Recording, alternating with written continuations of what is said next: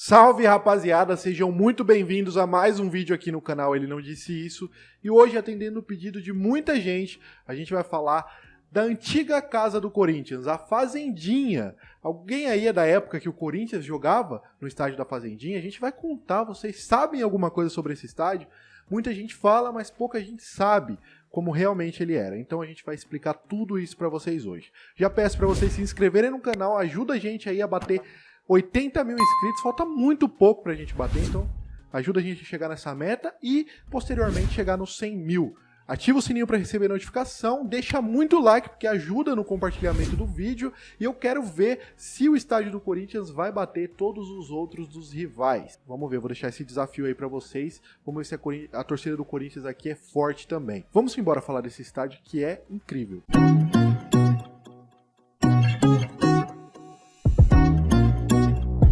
Fundado no Bom Retiro, o Corinthians passou os primeiros anos de sua história jogando no campo de terra da rua José Paulino, o Lenheiro. Dali, o clube passou a mandar seus jogos no estádio da Ponte Grande, a primeira casa do Corinthians.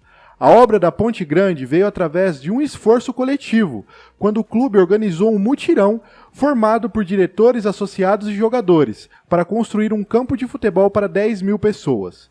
A construção começou em 1916 e o local foi inaugurado 2 anos depois, em um empate por 3-3 entre Corinthians e Palestra, o atual Palmeiras. E em seguida veio a segunda casa dos loucos, o estádio Alfredo Schuring, a Fazendinha, e é sobre ela que vamos falar hoje.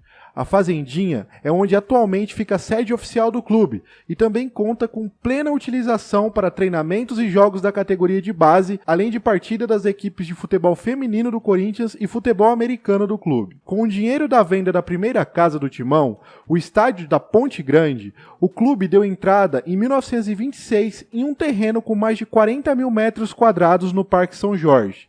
Logo, a identificação com o Santo Guerreiro foi fácil. Por isso, o clube também incorporou a âncora e os remos no símbolo, já que o rio Tietê, surpreendentemente utilizado na época, permitiu o desenvolvimento de esportes náuticos. O clube então construiu uma grande sede social, que já tinha um campo de futebol e quadras de basquete, vôlei e tênis, que acabou passando por um processo de reformas. O terreno original pertencia a Saad Abdallah e Najib Salem, e era a casa do Esporte Clube Sírio.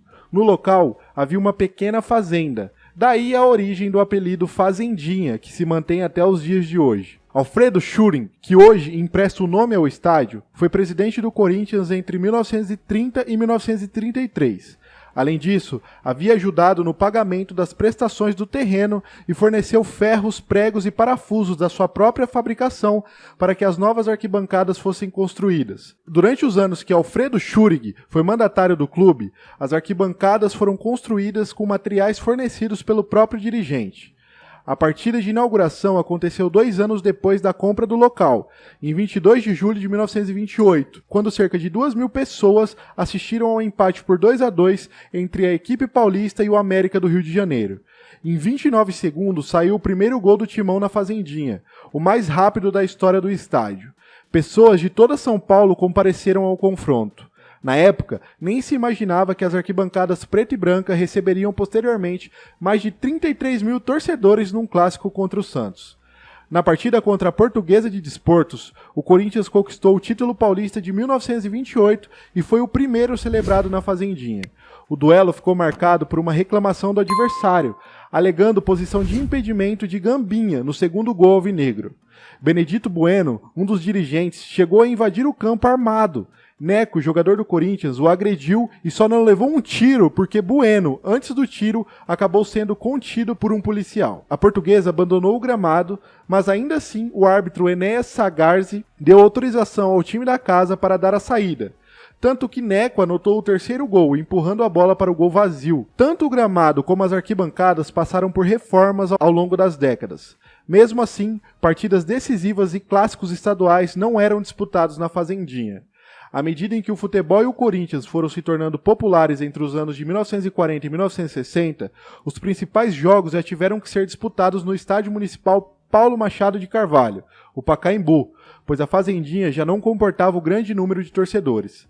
Dessa forma, o estádio recebia apenas partidas de menor apelo do público. O estádio viveu várias fases ao longo de seus mais de 90 anos. Após a inauguração no ano de 1928, foi a chamada Fase do Morro, em que uma parte da arquibancada era um morro no qual a torcida ficava encostada.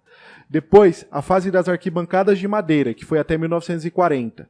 Quando o clube resolveu modernizar os assentos, passando de madeira para o cimento, uma parte da torcida protestou, argumentando que o Corinthians estava perdendo sua essência ao se modernizar. Parte da torcida do Corinthians também não gostou nem um pouco quando o clube saiu do Pacaembu e foi para a Neoquímica Arena, atual Neoquímica Arena, Arena Corinthians antes disso. Porque eles diziam que o Corinthians estava perdendo sua essência. O Corinthians não era um clube de arena, de torcedores sentados, de elite, e sim de torcedores que iam no estádio realmente porque amavam o clube, e não para turistar.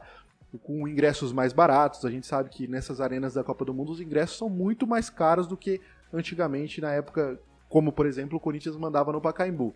Então uma parte da torcida, não generalizando, não toda a torcida do Corinthians, mas uma parte não gostou muito dessa mudança, assim como lá na década de 40. Um fato histórico é o último confronto contra o rival Palmeiras no estádio, ocorrido no dia 18 de agosto de 1940, onde o Corinthians venceu pelo placar de 2-0. Desde então, por um longo período, o clássico foi disputado em campos neutros, como o estádio do Morumbi e o estádio do Pacaembu, até o ano de 2014, quando voltou a ser disputado nos respectivos estádios próprios dos clubes, a Neoquímica Arena e o Allianz Parque. Vocês aí sabiam disso? Lembravam desse fato de que todos os Palmeiras e Corinthians eram disputados em estádios neutros? Se você lembrava disso aí, deixa aí nos comentários. O recorde de público na Fazendinha foi de 32.419 pessoas, numa partida entre o Corinthians e a Ferroviária de Araraquara em 1959. Porém, existem relatos de que mais de 33 mil pessoas, incluindo imprensa e dirigentes, compareceram a um confronto entre Corinthians e Santos em 1962. Nos Jogos Pan-Americanos de 1963, o estádio Alfredo Schurig também serviu para abrigar as partidas de futebol do torneio. No período da democracia corintiana, no início dos anos 80, o então presidente Valdemir Pires apresentou um projeto de reforma para a Fazendinha. Os setores de arquibancada seriam cobertos e ampliados, com capacidade estimada em 40 mil lugares. No mês de janeiro do ano seguinte, uma chamada de vídeo foi veiculada pela Rede Globo de televisão, convidando torcedores para o lançamento da pedra fundamental do novo estádio do Corinthians. Nas eleições em 1985, Adilson Monteiro Alves era o candidato indicado por Pires para a sucessão. No entanto, Alves acabou sendo derrotado por Roberto Páscoa, opositor à democracia corintiana. Dessa forma, as reformas não foram realizadas. No dia 3 de agosto de 2002, a Fazendinha recebeu o último jogo oficial do Corinthians. O Alvinegro venceu o Brasiliense por 1-0, gol marcado pelo volante Fabinho. Desde então, nenhuma partida da equipe profissional do futebol masculino foi realizada no estádio. Vale ressaltar que o time profissional de futebol feminino do Corinthians manda seus jogos lá atualmente. A maior goleada já registrada na história da Fazendinha foi em 12 de outubro de 1929, com vitória corintiana por 11-2 frente ao Atlético Mineiro. O artilheiro do estádio é Teleco, que marcou 122 gols. Os títulos do Corinthians na Fazendinha foram o Campeonato Paulista de 1928, 37, 38 e 39. Na Fazendinha, foram 469 partidas oficiais do Alvinegro, com aproveitamento de 74%, 347 vitórias, 60 empates e 62 derrotas. O Timão marcou 1.321 gols e sofreu 480 no estádio. Quem mais visitou o estádio foi a Portuguesa, disputando 22 partidas, tendo 14 vitórias do Timão, 1 empate e 7 derrotas. Atualmente, a Fazendinha conta com a capacidade de aproximadamente 16 mil pessoas. O Parque São Jorge, onde fica localizada, contém ainda uma área construída de 158 mil metros quadrados, diversas quadras poliesportivas, 2 ginásios, restaurante panorâmico, a sede social e administrativa e um dos maiores parques aquáticos do país. O Corinthians chegou a correr o risco do estádio sofrer uma interdição, mas em 2017 a Prefeitura de São Paulo liberou o alvará de funcionamento. O clube passava por uma batalha judicial, pois não se adequava às novas legislações. Em 22 de julho de 2018, a Fazendinha completou 90 anos e então o Corinthians aproveitou a data para revitalizar o estádio. o Departamento Cultural do Clube Paulista organizou um mutirão para a pintura das arquibancadas na cor preta, em homenagem aos antigos mutirões operários. Com a fazendinha reformada e liberada para partidas de futebol de base feminino, o estádio recebeu a decisão do Campeonato Paulista de Futebol Feminino em 2018. A final entre Corinthians e Santos, no dia 6 de outubro, com o time da Baixada Santista empatando em 2-2 e conquistando a taça, graças à vantagem conquistada na Vila Belmiro, em Santos. 20 dias depois, o estádio foi palco da final do Campeonato Brasileiro de Futebol Feminino, com vitória do Corinthians por 4-0 frente ao Rio Preto. Como o Timão já havia vencido o duelo de ida por 1-0, fora de casa, acabou se sagrando campeão do torneio. Em 2020, Duílio Monteiro, presidente eleito do Corinthians, lançou o projeto para a modernização da Fazendinha. Uma das mudanças previstas no estádio Parque São Jorge era a instalação de gramado sintético padrão FIFA. Ele defendeu pontos como a realização de festas e shows com maior capacidade e facilidade da limpeza para as partidas que serão realizadas. Duílio disse que com a reforma, eventos sociais grandiosos do Corinthians passarão a ser no local. Porém, não divulgou para quantas pessoas teria capacidade nem a data inicial da reforma. O que seria incrível o Corinthians utilizar uma parte de sua história, voltar a utilizar para eventos sociais e quem sabe um dia, por que não, um jogo de menor expressão ali do Campeonato Paulista, para relembrar os velhos tempos, até em forma de homenagem à própria torcida do Corinthians e à história, mandar algum jogo oficial lá novamente.